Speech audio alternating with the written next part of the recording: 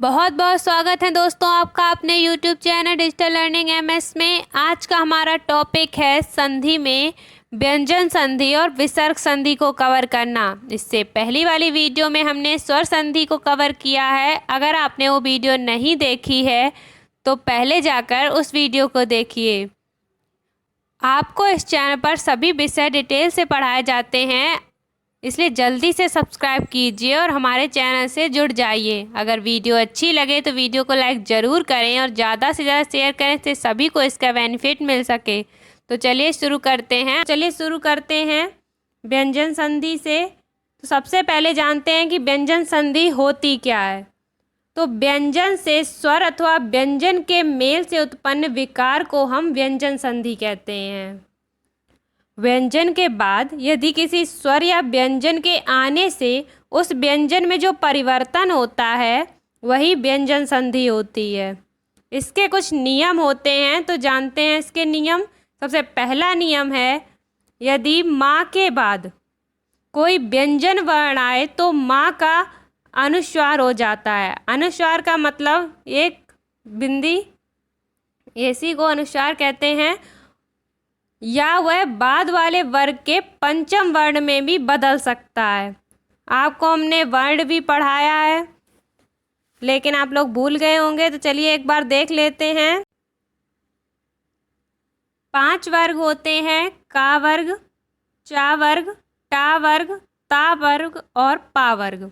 का वर्ग में का खा गा घा इया, चा वर्ग में चा छा जा जाएगा, टा वर्ग में टा ठा डा डाणा, ता वर्ग में ता था धाधा ना, पा वर्ग में पा फा वावा माँ। इसका उपयोग किस तरीके से आपको करना है, तो जैसे हम बोलेंगे कि पहले वर्ण का तीसरे वर्ण में परिवर्तन। तो सबसे पहला वर्ण है जैसे का वर्ग में का, और इसका परिवर्तन होगा 5वें वर्ण में, मतलब या में। इसी तरीके से अगर हम चा वर्ग में बोलते हैं तीसरा वर्ण तो वो होगा जा। तो इस बात को आप याद रखिएगा। चलिए देखते हैं आगे। अब देखते हैं इसके एग्जाम्पल। जैसे संगम, अगर हम इसका संधि विच्छेद करते हैं तो यह होगा सम धन गम और यह बनेगा संगम। तो यह कैसे बना है, माँ के बाद एक व्यंजन आया है जो है गा और इसी माँ का अनुस्वार हो गया। इसी तरीके से अहम धन कार और उससे बना अहंकार। माँ को हमने अनुस्वार में परिवर्तित कर दिया। अब हम इसका दूसरा नियम देखते हैं जिसे हम ता संबंधी नियम भी बोल सकते हैं। यदि ता या दा के बाद ला हो और ता दा ला में बदल जाता है, और यह ना के बाद ला आए तो ना अनुनासिक के बाद ला हो जाता है। तो इसे थोड़ा और अच्छे से देखते हैं। उदाहरण में उत धन लाश, ता के बाद ला आया है तो वह क्या बन गया, ला। जैसे हम आधा ला देख सकते हैं, ला के नीचे हलंत लगा है, इसका मतलब है यह आधा ला है। इसी तरीके से अगर दा के बाद भी ला आता तब भी वह आधे ला में परिवर्तित हो जाता, और ना के बाद अगर ला आता तो वह आधे ना मतलब अनुनासिक में बदल जाता और उसके बाद आधा ला हो जाता। अब देखते हैं इसका तीसरा नियम। यदि का चा टा ता पा, यही 5 वर्ग होते हैं, के बाद किसी वर्ग का तृतीय या चतुर्थ वर्ण आए, तो इनके तृतीय या चतुर्थ वर्ण कौन कौन से होते हैं ये हम आपको बता चुके हैं। या फिर या रा ला वा, या कोई स्वर आए तो का चा टा ता पा के स्थान में अपने ही वर्ग का तीसरा वर्ण हो जाता है। तो आपको और कुछ याद नहीं रखना है, बस आपको तीसरा वर्ण याद रखना है हर एक वर्ग का। तो का वर्ग का तीसरा वर्ण होता है गा, और चा वर्ग का तीसरा वर्ण होता है जा, और टा वर्ग का तीसरा वर्ण होता है डा, और ता वर्ग का तीसरा वर्ण होता है दा, और पा वर्ग का तीसरा वर्ण होता है बा। तो आपको सिर्फ ये 5 वर्ण याद रखने हैं। अगर ये आपको दिखें तो आप तुरंत बताइए विसर्ग संधि है।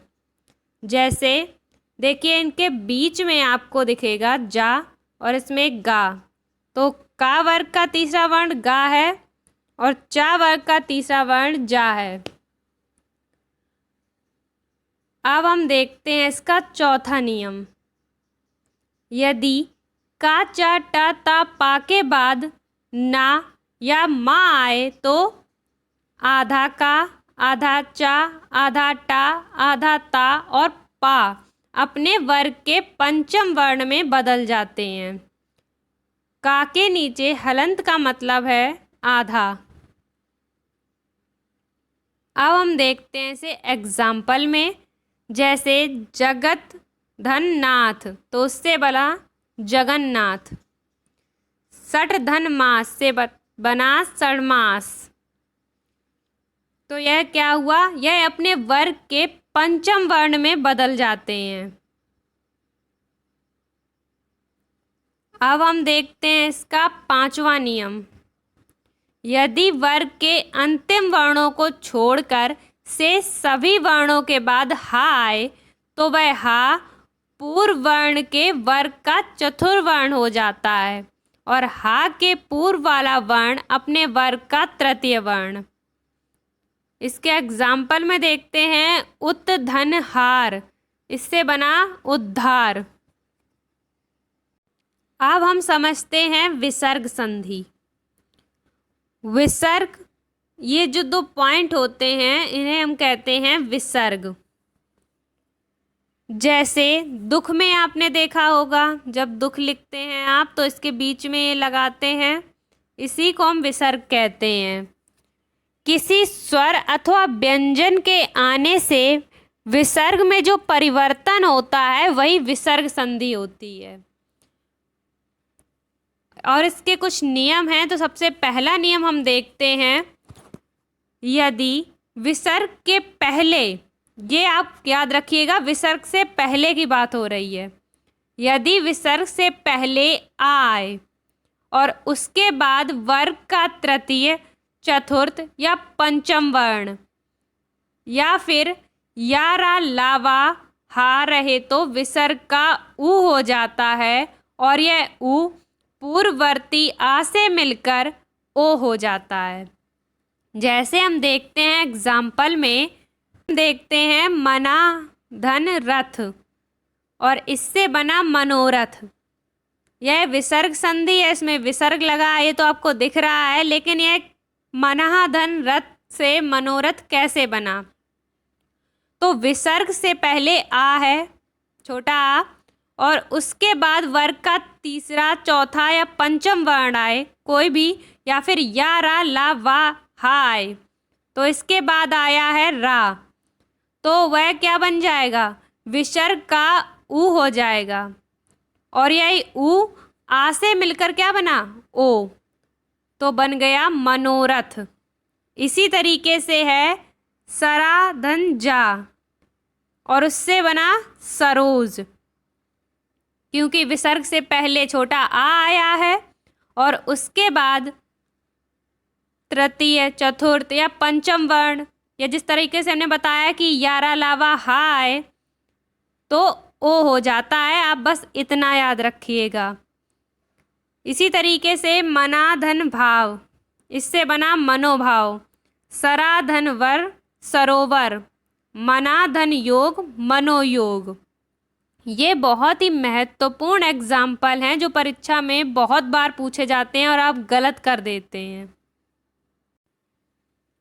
अब हम देखते हैं इसका दूसरा नियम।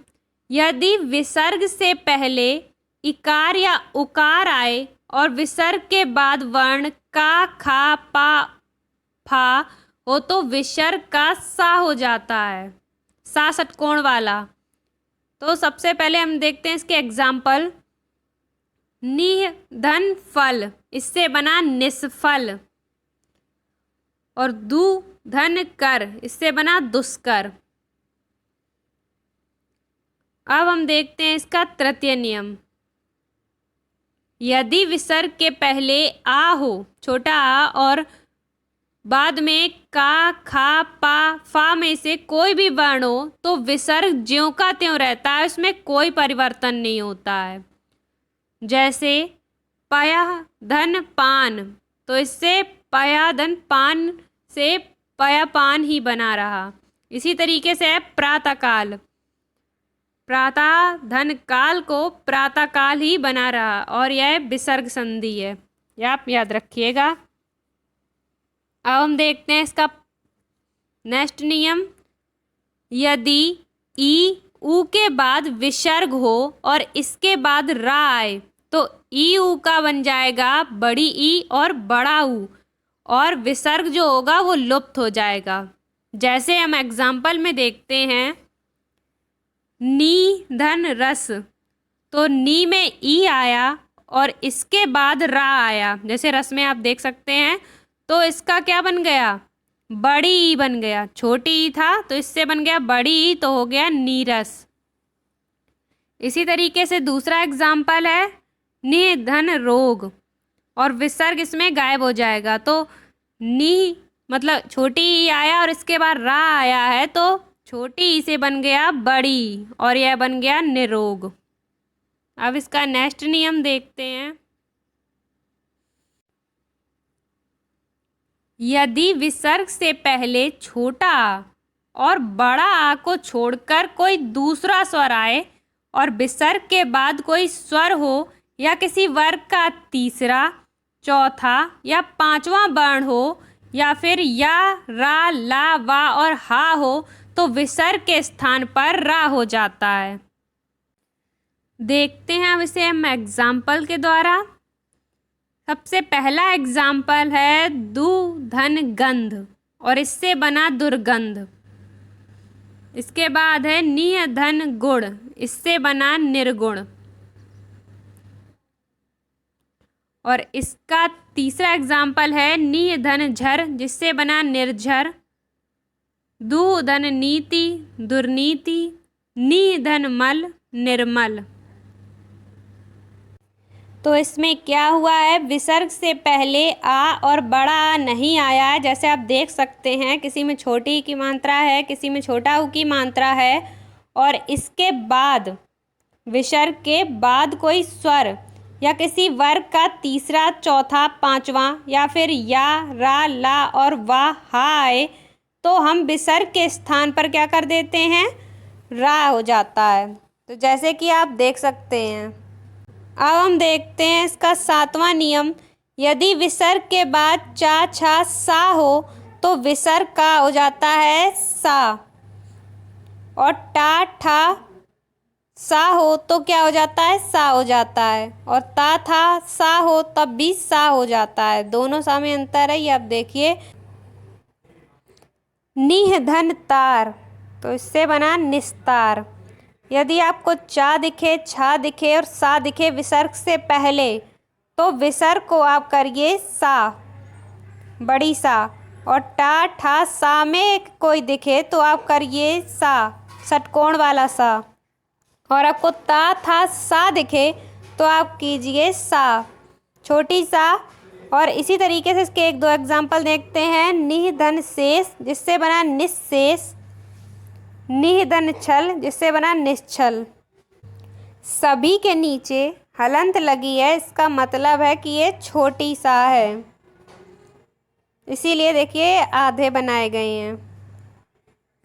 ये बात आप याद रखिए। विसर्ग संधि का अंतिम नियम है, यदि विसर्ग के आगे पीछे छोटा आ हो तो पहला आ और विसर्ग मिलकर हम क्या बनाएंगे, ओ, और विसर्ग के बाद वाले आ का लोप हो जाएगा, तब उसके स्थान पर लुप्ताकार का चिन्ह जो कुछ ऐसा होता है वह लगा दिया जाएगा।